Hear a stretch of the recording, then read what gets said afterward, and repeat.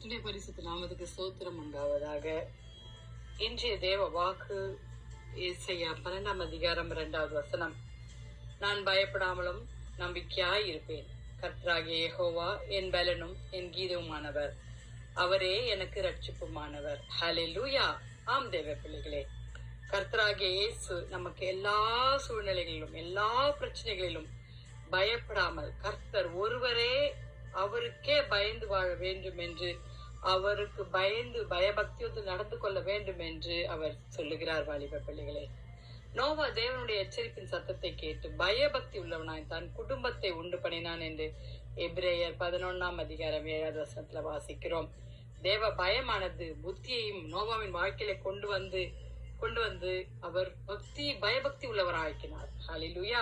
தேவனுடைய எச்சரிப்பின் சத்தத்தை நம்ம எப்போ கேட்கிறோம் வாலிப பிள்ளைகளே? தன்னையும் தன் குடும்பத்தையும் தன் அயலாத்தையும் பாதுகாக்க வேண்டும் என்ற எண்ணம் நோவாவுக்கு இருந்தது நிமித்தமாய் எல்லாருக்கும் சொல்றான் மழை வரப்போகுது என்று. ஆனால் கேட்கல. 8 பேர் கொண்டு பேழையை உண்டாக்கி அதிலே கடந்து போனார். அது போல எந்த மனுஷனுக்கும் பயந்து, கர்த்தருக்கு பயந்து நடக்கிறவன், ஹல்லேலூயா, தன்னை தீமையிலிருந்தும் பாவத்திலிருந்தும் ஆண்டவராகிய இயேசு கிறிஸ்து பாதுகாப்பார் என்பதுல நமக்கு எந்த சந்தேகமும் கிடையாது. வாலிப பிள்ளைகளே, உங்கள் விசுவாசத்தின் பலனாகிய ஆத்தும ரட்சிப்பை அடைவீர்கள் என்று 1 பேதுரு 1ஆம் அதிகாரம் 9வது வசனத்துல வாசிக்கிறோம். ஆம் வாலிப பிள்ளைகளே, நாம் விசுவாசத்தினால் நீதிமான்களுக்கு அப்புறம் விசுவாசத்தினால் நாம் பயத்தை தேவனுடைய கிருபையினால மேற்கொள்வோம். ஆனால் தேவ பயம் மிகவும் அவசியமானது வாலிப பிள்ளைகளே. ஹல்லேலூயா, ஹல்லேலூயா. ஏசாயால நம்ம வாசிக்கிறோம் 25ஆம் அதிகாரம் 9வது வசனத்துல, அக்காலத்திலே இதோ இவரே நம்முடைய தேவன், இவருக்கு காத்திருப்போம், இவர் நம்மை ரட்சிப்பார், இவரே கர்த்தர், இவருக்காய் காத்திருப்போம், இவருடைய ரட்சிப்பினால் களி கூர்ந்து மகிழ்வோம் என்று சொல்லப்படும். ஹல்லேலூயா. ஆம் தேவ பிள்ளைகளே, மரணத்தை ஜெயித்தவராய் அவருக்காக நாம் காத்திருக்கிறோம். ஆண்டவராகிய இயேசு கிறிஸ்து மரணத்தை ஜெயித்து பரலோக ராஜ்யத்தை உண்டு பண்ணினார். அந்த பரலோக ராஜ்யத்துல நாம போய் சேர வேண்டும் என்ற காத்திருப்பு நமக்கு இருக்கிறது தேவ பிள்ளைகளே. பயம் இல்லை. ஏசாயா சொல்ற பிரகாரம் வாக்குத்தத்தம் பண்ணினவர் 2ஆம் வருகைக்கு எல்லா விசுவாசிகளும் அங்கு செல்ல வேண்டும் என்று அவர் விரும்புகிறார். வாலிப பிள்ளைகளே, தேவன் தமது தீர்மானத்தின்படியே அதை நிறைவேற்றுகிறார்.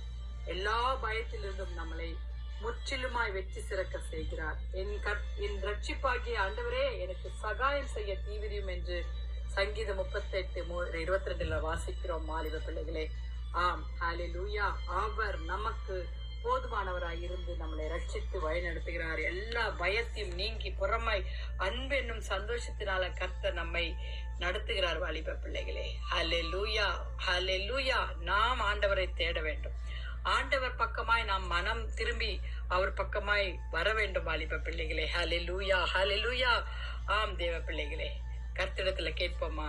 இயேசப்பா, துதிகளின் மத்தியில் வாசமாய் இருக்கிறவரே, ஆண்டவரே, இந்த அருமையான இந்த காலை வேளைக்காய் ஸ்தோத்திரிக்கிறோம். தேவ பயம் எங்களுக்கு தாங்க ஆண்டவரே. நாங்க என்ன செய்யற எந்த காரியம் செய்தாலும் அப்பா ஆண்டவரே கர்த்தாவே, தேவ பயத்தை எங்களுக்கு தந்தருள வேணும் செபிக்கிறோம். வாலிப பிள்ளைகளை ரட்சித்துக் கொள்ளுங்க ஆண்டவரே. கர்த்தாவே, நோவா ஆண்டவரே குடும்பத்தை 8 பேரு கொண்டு பயத்துடனே நடுக்கத்துடனே ஒரு வசனத்தை கீழ்ப்படிந்தது போல நாங்களும் அவ்வாறு செய்ய காத்திருக்கிறோம் ஆண்டவரே.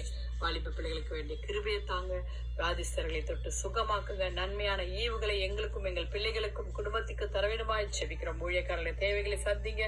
போக்கிரத்துல கர்த்தருடைய கரம் கொடுங்க. இயேசுவின் மூலம் ஜெபம் கேளும் பிதாவே. Amen, amen. Wish you a happy, blessed Tuesday and God bless you.